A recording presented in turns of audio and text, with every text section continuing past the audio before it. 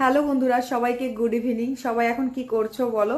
তো অনেকদিন ভাবলাম ব্লগ দেওয়া হয়নি, অনেকদিন না, কালকে দিয়েছিলাম মনে হয়, আজকে দেওয়া হয়নি।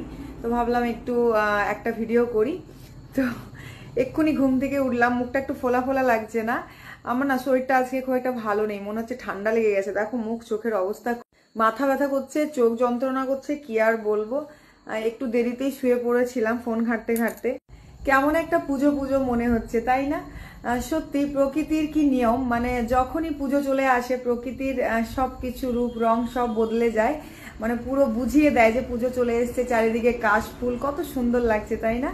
তো সবাইকে অগ্রিম দুর্গাপুজোর অনেক অনেক শুভেচ্ছা, প্রীতি ও ভালোবাসা। খুব আনন্দ করো, বিশেষ করে একটু পরিবারের সাথে থাকার চেষ্টা করো। আমিও আছি, খুব ভালো লাগে এই সময়গুলোতে।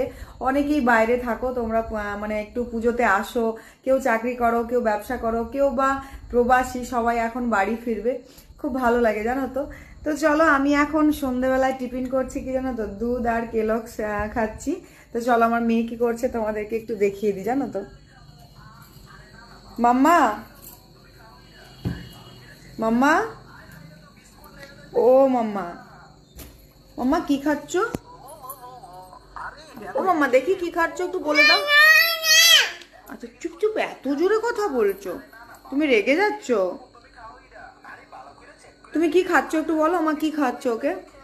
বিস্কুট। ও, বিস্কুট খাচ্ছ? কেমন লাগছে খেতে, ভালো লাগছে? আমার মেয়েও ঘুম থেকে উঠলো তো, ওর মুড খারাপ থাকে, ঘুম থেকে উঠলেই না ওর মানে এত মুড খারাপ থাকে, উঠতেও চায় না, কিছু না। আর জোর করে ওকে তুলে নিয়ে আসা হলো। ঠিক আছে, দেখো ওর মুডটা খারাপ। তো সবাইকে আরবার বলে দিই, শুভ সন্ধ্যা বন্ধুরা, খুব ভালো করে কাটাও। আর পুজোতেও খুব ভালো কাটাও। আশা করছি সবার কেনাকাটা কমপ্লিট হয়ে গেছে।